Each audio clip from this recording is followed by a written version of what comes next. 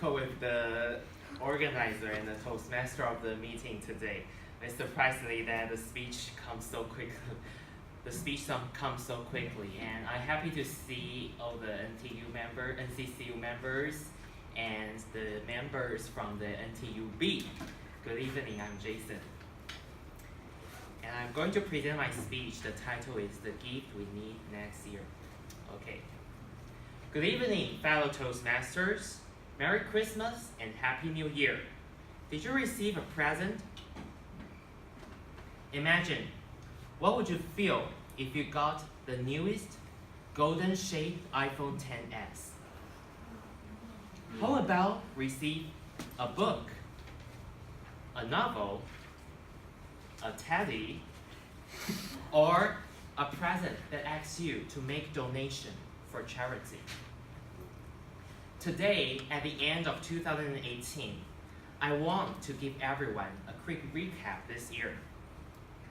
In Charles Dickens' A Tale of Two Cities, it says, "This is the best of time. This is the worst of time." Today, not much has changed. Look back this year.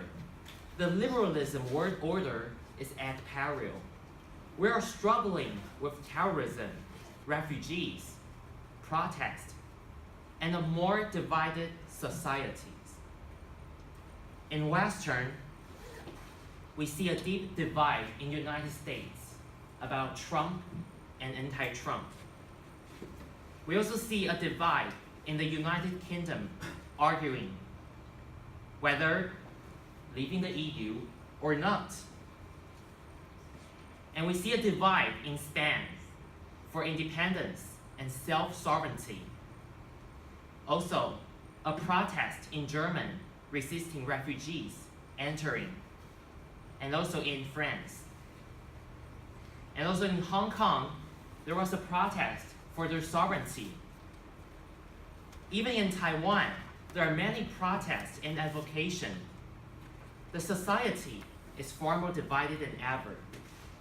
It can also be seen last November election that Taiwan is struggling with unification or independence and marriage equality.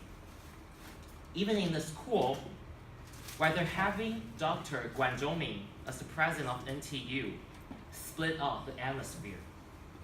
And in NCCU, for example, where they're removing the bronze statue of Mr. Chiang Kai-shek made more opposition between different people. We had never seen that so many issues split up our societies than ever. And perhaps all these accidents happened in 2018 is actually a reminder that we need humanities more than ever to counter nationalism and demagogue. Civilization is built not just on microchips in your smartphone, but also on arts, ideas, and humanities. And the arts are not expensive. An iPhone XS costs at least $999. Well, a book costs no more than $19. Even a teddy, it just costs no more than $9. So, some people may say that humanities seems irrelevant and useless. The President Trump, he claims he seldom reads books and he celebrates raw power. It would be easy to interpret that Trump as the proof that humanity are useless. However, the humanities are far more powerful than the most people believe. Over the last 250 years, the world has been transformed by a revolution of empathy driven by humanities. If I were to give you a present, I would suggest to give you a book, because I believe what enlightened us was in part books. For example, in a book, Uncle Tom's Cabin, it famously contributed to the abolitionist movement to promote and protect the human rights of different people with different skin color. Actually, some experts argue that an explosion of reading, novels in particular, contributes to the humanitarian revolution by helping people see other viewpoints, promote empathy and mercy. Recently, I also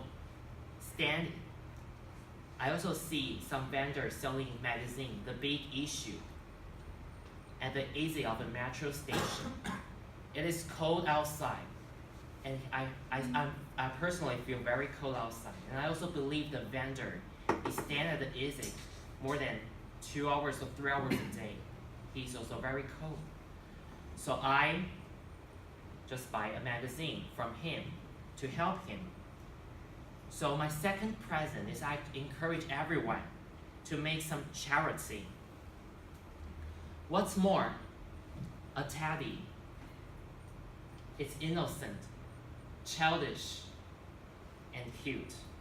In a far more complicated society, a teddy helps us remind to go back to pure and to bring us optimism, love, and happy.